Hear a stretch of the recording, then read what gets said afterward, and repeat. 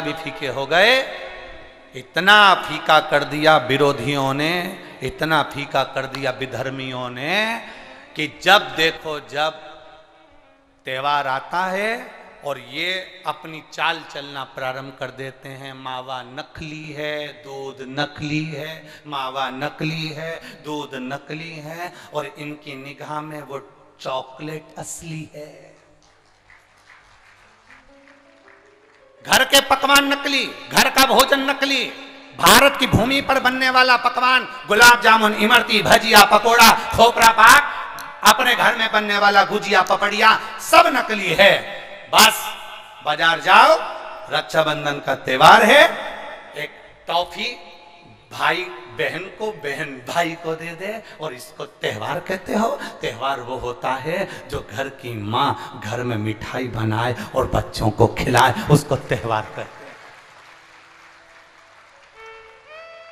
फीका कर दिया त्योहारों को। जो भी त्योहार आते हैं या तो 2 हो जाएंगे, 3 हो जाएंगे, या फिर इतने छोटे हो जाएंगे कि उसमें आप विचार करते रहोगे कि मैं कल मनाऊं कि परसों मनाऊं। बस इसी विचार में पड़ते रहेंगे। और हमारा सनातन धर्म का जो हमारा एक आनंद है, हमारे जीवन का जो सुख है, त्योहार का जो उत्साह है, त्योहार का, जन्माष्टमी आती थी पहले लोग ऐसी जन्माष्टमी मनाते थे, रामनवमी आती थी पहले रामनवमी मनाते थे, रक्षाबंधन आता था पहले रक्षाबंधन खुशियों से मनाते थे, जब होली आती थी होली खुशियों से मनाते थे, दिवाली आती थी दिवाली खुशियों से मनाते थे, संक्रांति आती थी संक्रांति खुशियों से मनाते थे। जितने त्योहार आते थे एक आता था और उसमें उत्साह, उमंगता, आनंदता होती थी। आज के जमाने में इतना इतना बांट दिया, इतना इतना बांट दिया कि त्योहार को भी 2-4 कर दिए तो लोग विचार में पड़े रहते हैं। अब करें तो करें क्या, अब विचार करें तो करें क्या।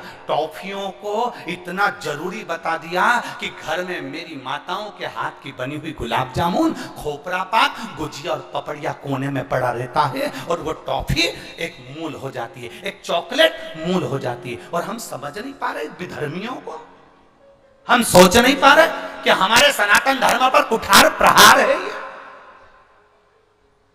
हमारे सनातन धर्म को नष्ट करने का प्रहार है ये। त्योहारों पर कौन सा एक, किसी ने बता दिया, कौन से शास्त्र, कौन से वेद और कौन से पुराण में लिखा है कि त्योहार पर बहन भाई को तिलक लगाए तो टॉफी खिलाए, चॉकलेट दे। यह हमारा सभ्यता, हमारी संस्कृति और हमारा संस्कार नहीं है।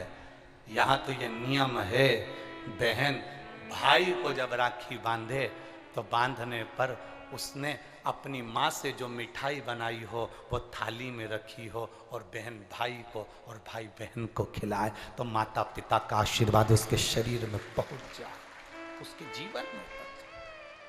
हम किन ओर जा रहे हैं? और हम चिल्ला चिल्ला कर कह रहे हैं धर्म की अधर्म का, प्राणियों में विश्व का हो गया।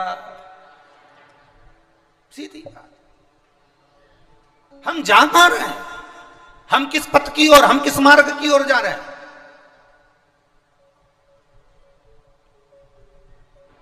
भ्रम में पड़ गया, विचारों में पड़ गया, हम भ्रमित हो रहे हैं। भ्रमित। एक ने कह दिया, सियोर वाला महाराज कहता है शंकर जी पे चढ़ा हुआ जल पीना चाहिए, सियोर वाले महाराज कहते हैं बेलपत्री चढ़ी हुई खाना चाहिए। फिर कहीं का आ गया जिसको सियोर वाले महाराज का विरोध करना था, उसने कह दिया ना जल पियो ना बेलपत्री खाओ, नहीं तो तुम्हारा जीवन ऐसा हो जाएगा। ये विरोध शास्त्र का नहीं है, ये सियोर वाले महाराज का है कि इन्होंने अगर बोला है तो उसका विरोध करना, इन्होंने बोला दुर्वा चढ़ाओ उसका विरोध करना, इन्होंने बोला चावल चढ़ाओ इसका विरोध करना। और दुनिया के लोग उनके झाले में पड़ जाते हैं। हमारा नियम निवेदन है, ना तुम सीहोर वालों की मानो ना तुम किसी की मानो। गीता प्रेस गोरखपुर की शिव पुराण बाजार से लेकर आओ, उसको दिल से धीरे धीरे पढ़ो, उसमें सब मिल जाएगा तुमको जो सीहोर वाला अपनी व्यासपीठ से बोलता है। स्कंद पुराण लाओ, नर्मदा पुराण लाओ, लिंग पुराण लाओ, देवी भागवत लाओ, ब्रह्म विवर्त पुराण लाओ, सारी पुराणों को घर में लाकर रखिए और एक एक पुराण का धीरे धीरे अध्ययन करो कि सियोर वाला महाराज कहीं अलग जगह से तो नहीं बात रहा। एक एक पुराण का अध्ययन करो। केवल फेसबुक, यूट्यूब और मोबाइल पर ज्ञान नहीं मिलता कि आप थोड़ी देर खोल के बैठकर आपने ज्ञान ले लिया, ये तो हमने पढ़ा था शास्त्र में ऐसा। शास्त्र को पढ़िए, वेद को पढ़िए, अपने पुराणों को पढ़िए, उसका अध्ययन करिए कि बेलपत्री का चरित्र कहां वर्णन करा।